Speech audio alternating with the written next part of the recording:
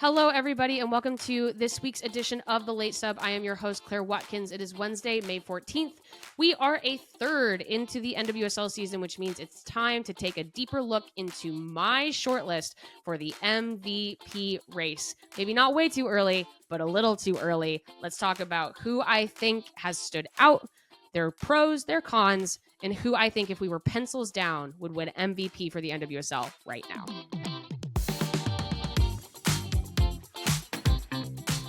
All right, so we are in the point of the NWSL season between kind of 8 games and 9 games played, where we are hitting the 1/3 mark, which is crazy to say. The first third of the NWSL season has really flown by. It's crazy how many games get played before it starts to feel like summertime, despite it being a summer league. So sometimes it's easy to compartmentalize like those spring games and be like, oh, now the season's starting. But no, we are a third into the season, which to me feels like a good time to check in on the MVP race. Individual awards, we're just going to focus on the big one because I think we're seeing some really interesting things, a lot of really good play from a variety of interesting players. I think there are some clear front runners. We're going to break down kind of my short list. If I had to put 5 finalists together right now, maybe not a way too early prediction, but more of like a kind of too early prediction of what we're seeing from these MVP candidates. This is what I have put together. There's a larger convo to be had about who might emerge in the second third of the season, final third of the season, how those results are going to impact players. Obviously, we've seen players kind of hit walls before. Not saying that this is going to be, scripture all the way through the season, but it seems like a good time to talk about the early front runners because sometimes with voters, they kind of get an idea in their head early in the season and that carries through. I mean, we specifically saw that with Croy Bethune last year with Rookie and Midfielder of the Year. So we're going to talk through my short list, why I think they have strong cases for MVP, also what could hold them back. And at the end, I'll tell you who I think, if we had to put pencils down right now, who would win and who I think probably should be that player at the end of the season. So we're going to break this list down. Like I said, we got 5 players into a couple categories, even subcategories of MVP finalists. And the first ones I want to talk about are my 2 front runners. These are my no-brainer candidates, ones that people are talking about every single week. Everyone's really excited about. You're seeing posts online of this is a player that is going to be at the end of the season in that running for MVP. Those 2 players to me are Debinha, Kansas City, and Esther for Gotham. So let's start with Debinha.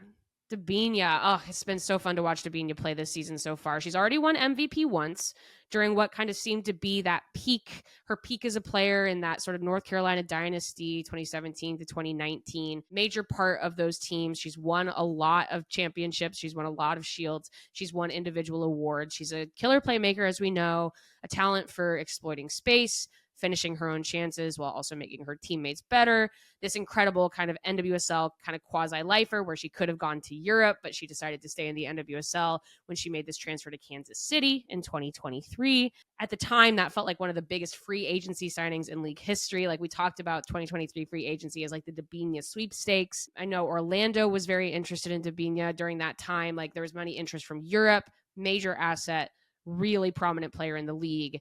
But this is the year, 2025. This is the first year it really feels like she's been at her best in a current uniform. Kind of lingering soft tissue injuries have impacted her availability, getting used to Vlatko Andonovski's system. She's played a variety of different roles. In North Carolina, she played as one of those dual number 10s. Here, she's playing more of a forward role, though obviously she can duck into the midfield at any time. The old Deb is back with a vengeance. She's got 5 goals and an assist so far. The current are at the top of the league. Her touch is back, though. Again, the way she's able to open things up, she's like the number 1 player for score in my mind for scoring goals. Where you're like, surely she's offside, but no, her touch is the thing that got her that space while being onside. She's the big glitzy option comeback story on what is right now the best team in the league. Only knock on her candidacy, I would say, is that she doesn't do as much of the defensive work that some of the other players on this list are able to do. This is not new. Back when Debinha joined the league, it was actually a common conversation that she was having with media about how she's working on her physicality, working on her ability to defend from the forward line. That's just never been her thing. That's not her bag. But I think that those elements don't take away from what she is able to impact on the other end. And sometimes offense is the best defense. And it's kind of a testament to what the other MVP candidates are able to achieve as defenders from the front, because we're going to be talking about a lot of attackers on this show, talking about MVP candidates, because it's been a high flying attacking season so far. But the fact that this is an issue for Debinha versus some of the other candidates is, again, a testament to some of the other work being done and not necessarily a knock on her. So I think Debinha is one of our front runners here. I think that, again, there's a dynamicism to what she's doing in this sort of comeback story, and she's just a pleasure to watch every single week. Moving on to maybe one of 2025's surprises in Esther for Gotham. I went more in depth on Esther a few episodes ago as we were talking about Gotham's like whole deal this year versus last year's super team. Quick recap though, she joined the Bats midway through 2023 from Real Madrid, member of that 2023 World Cup winning Spain team, but not like one of those Barcelona Wizards that team is known for. Her addition has helped Gotham from the very beginning, helped them win that championship in 2023. Good sense of how to play back to goal, a level of center point focus, and an attack that sometimes can maybe get too focused on the wings. And in 2025, she's the Golden Boot leader so far. 7 goals in 9 games. Again, another kind of strong factor in a season with so many shootouts. And again, I think this is going to be very attacker focused because there are so many players that are hitting the back of the net right now this season while defenses are kind of still getting set. She's able to score with her head and with her feet. Got a case for impacting team wins. Like where Esther goes, so goes Gotham. They haven't won a single game this season in which she did not score. That's team impact, which also gets into MVP philosophy, right? Where it's like, it's not always the best player on the best team. Sometimes it's the player that impacts win share so overwhelmingly for one club that does do well. You don't usually see MVP come from a team that's like at the bottom of the table, but that you can't imagine their team without them. And I think Esther is sort of in that zone right now. Knock on her candidacy, I think my hot take is that if the goal scoring streak comes back to earth, which we're maybe already seeing some signs of, the MVP candidacy could also come back down to earth only just by way of her position. She's a less effective passer. She's asked to pass a lot less. She is asked to press less from her number 9 position. Her job is to score goals with her head and with her feet. And so by nature of like games that don't go as well, or maybe where Gotham loses the midfield a little bit more, has trouble holding possession, Esther is going to touch the ball less. So her MVP candidacy, more than maybe some of the other players on this list, is very dependent on what is happening around her. But also, again, on the flip side, it means that Gotham needs her very badly to finish those chances because it is sort of this interdependent relationship between striker and rest of the team. So Esther, again, I think Esther's got a lot of momentum right now. I think she's front of mind for people, not even as a finalist, but maybe as a true front runner. Like I said, kind of with that Debinha, Esther kind of dichotomy of two teams that are doing quite well. Which leads me to my next category. These could also be considered front runners, frankly, but I think maybe a better way to categorize them is sort of like last year's names. Because as we know with MVP, sometimes voter fatigue comes into play. There's never been a back-to-back MVP in league history. And those two need no introduction, Barbara Banda and Temwa Chawinga. This is the beginning of my plea to fight voter fatigue, I think. I think you can look at a player in a different season playing differently, having different results sometimes, and still being able to recognize that they are probably one of the top 5 players in the league. As we know, Barbara Banda came into the NWSL in 2024, rocked out, beaten out only by her old friend Temwa Chawinga for MVP award last year. I don't think she'll mind. She'll take the trophies instead. Orlando has looked a little bit more human in 2025. Fewer answers for when Banda has quiet moments or only gets a few shots to kind of change the tide of a matchup. I think teams are scouting Orlando a little bit better. They're doing a better job of putting a lot of bodies on Banda to try to slow her down. Again, kind of talking about that impact for an MVP of what does it mean for them if they are able to quiet her down. What does it mean for Orlando if Band is not hitting? It is genuinely possible that her goal totals go down this year from last year, but I still think that she is a legitimate MVP candidate because she's one of the best out-and-out strikers of the ball in the entire league. Still, this is like a quiet Banda, and it's just still this quiet efficiency. Her shooting ability is matched only maybe by Debinha or by a player like Chawinga, a true striker, and her quality with the ball at her feet is underrated. Her physicality is underrated. She's tied for 4th in the Golden Boot race right now with 4 goals, maybe lightly padded by kind of crushing Chicago in weekend 1, but she's getting defended better this season and starting to feel like she's gotten less help. But again, that's the dynamic of like, that is the MVP. If you are the player that everyone else is scouting around, you are not only the MVP of your team, but I think stands to reason with a team as good as Orlando, that's the MVP of the league, right? That's getting MVP calls, MVP scouting. And I think the best argument for Banda is kind of encapsulated in Orlando's comeback win against Angel City in late April. LA had contained Banda so well for over 70 minutes, as well as the rest of the Pride. But that deft equalizer by Banda, the sort of the sum of so few chances, shows that just like it's so hard to contain her for 90 minutes. I think the NWSL championship game from last year is another good example of how a player like that you can contain and contain and contain. But if you let her through for just 1 minute, 90 seconds, 30 seconds, she's going to make you pay. And that's an MVP to me, as someone who is getting doubled, she's getting focused on, and she's still able to produce a player that gets better when the job gets harder. That's my pitch for Banda. Similarly for Temwa Chawinga, the reigning MVP. She's had a slow couple of weeks before sort of this goal fest last weekend against Bay FC. She had a gorgeous goal in that game, sort of one of her patented, collect the ball at midfield, make a turn that puts you in on goal, finish beautifully. Like that's the Temwa Chawinga promise right there. A revelation since joining Kansas City last year, as we know, Golden Boot and MVP double, well-earned, single-season highest goal scorer in league history. Again, like Banda, it is possible that her goal totals go down this year. Limited in individuality sort of as a candidate, because as we've seen, like Debinha's resurgence, Kansas City is a team with many players playing really well. She's not the only game plan for Kansas City when it sometimes felt that way later last season.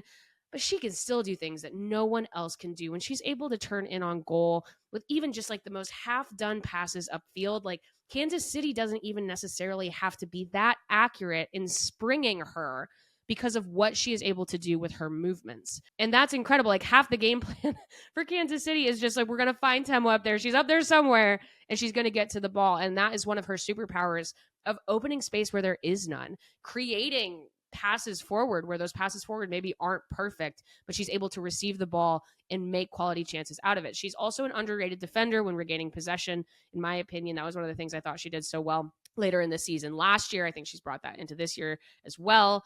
Sick first touch, not an incredible passer. She doesn't connect as much, but again, when you are that focused on receiving the ball, turning in on goal and turning that into chances, like that is maybe Chawinga versus Astaire, right? Where Astaire, it is a little bit more about the service, whereas with Chawinga, it feels like she can make something out of nothing at times.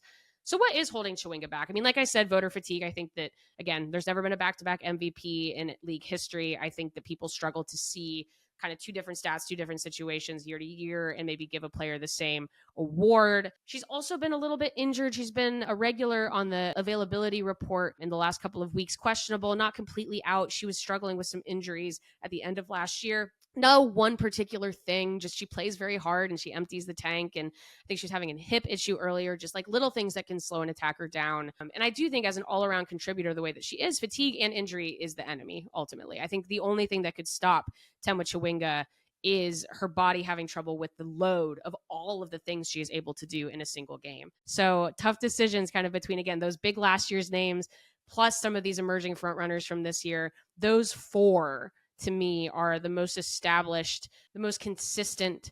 They are the players that we kind of knew would be good this year, expect them to be great, and they are delivering. Known properties, those four, right? The front runners and last year's names. But I want to add one name to the end of this as in one of my finalist lists. I don't know if this player is an MVP front runner, but I even think being in the conversation for MVP puts her, if there was a most improved player, number one on my list. And that is Angel City's Alyssa Thompson. Another player I've already highlighted on the show. I mean, again, we're going to be probably repeating some names because these players are showing up in such a cool way this season so far. But if you're good, you're good. Like, man, she, again, would be my most improved player front runner if that award existed. Her response specifically to not making last year's U.S. Olympic roster, an incredible step forward in maturity and poise. She's connecting with teammates better. Her glimpses of brilliance are turning into something more consistent. We've seen her respond to some of the coaching that she's gotten from Emma Hayes, in addition to what she's gotten from Angel City's staff, which is when she came into the league, she was this incredible 1v1 attacker. She's fast. She's a good dribbler, classic like American attacker, right? She's fast. She's a really good dribbler. She can take players on 1v1 and make them look silly, get in behind on goal, shoot, score. But she has widened her ability to connect with teammates. Her passing stats are good. Her ability to move the ball, to receive service, and especially for a team like Angel City where things are so end-to-end, she's able to respond to game states well, where if the team behind her is struggling, she can go back, she can receive the ball, she can advance the ball, she can work with that, Riley Tiernan, who we know is popping off for probably the rookie of the year race for Angel City. Her goal stats are known. She's got 5 goals and 2 assists on the season thus far, keeping Angel City in sort of that unlikely spot above the playoff line, even as they're sort of settling their front office. She's just become a well-rounded winger in a way that we just were not seeing before. And it is not just the goals. And that's so exciting to see from a 20-year-old. Is she in that space to kind of overtake these really well-established, consistent, dominant players that I talked about before? Maybe not. But the fact that she has made this leap to this stature in the league, I think, is huge. And my hope is that the consistency will be there. As we know, hitting the wall as a young attacker, it does happen. She is back in with the U.S., so she's going to be playing more games in 2025 than she was in 2024.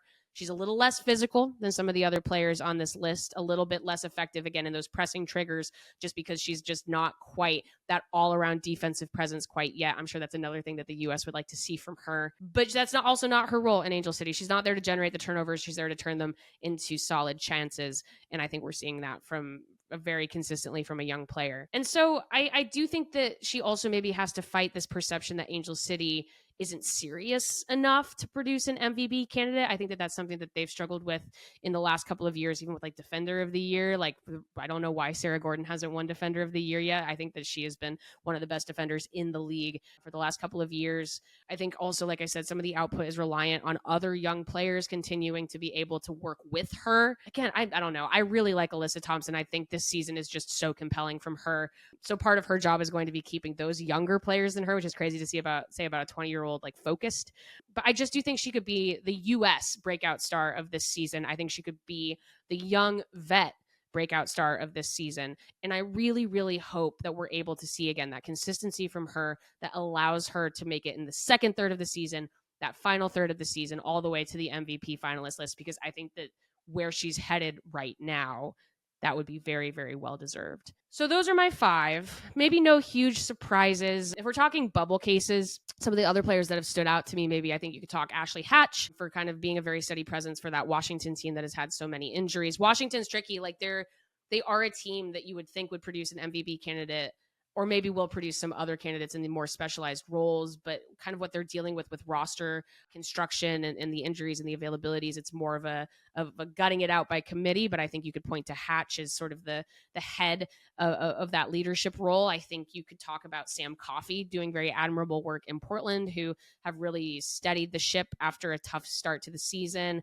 Maybe you could say someone like Delphine Cascarino is about to pop off. I don't know. I think there are some other names in the mix, and we might see a resurgence of some of these players going into the second third of the season. But that's my short list for now, and I'm really curious to see how it changes. But if I had to, pencils down, pick an MVP right now, I really think Temwa Chawinga is the best player in the league right now. I think it's the same. I think she would be the player, the all-around player. She's got it all, man. She doesn't maybe connect as much, but everything else that she does and the way she's able to get involved with the way that Kansas City plays, even if they're on their heels, is just, it's just different than some of the other players on this list. I don't think she would win right now. I think that the goal scoring pace has slowed down a little bit. I think she's had some more limited minutes due to some of these injuries. Voter fatigue is very real. So I would say probably, if I said who I think would win at this moment, maybe Debinha, her teammate. People love a comeback story, but yeah, I just think Temwa Chawinga is at this moment still the best player in the league. And I'm very curious to see how that is approached by the voting body at large going into the rest of the season, because I think people struggle to look at the same thing. But I think if you really, really dug into it, you would say, yeah, I think last year's MVP, why not run it back?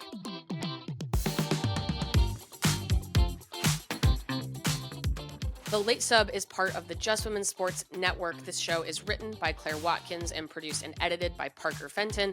To get more of your favorite women's sports content, subscribe to the Just Women Sports newsletter and follow Just Women Sports across all your favorite channels.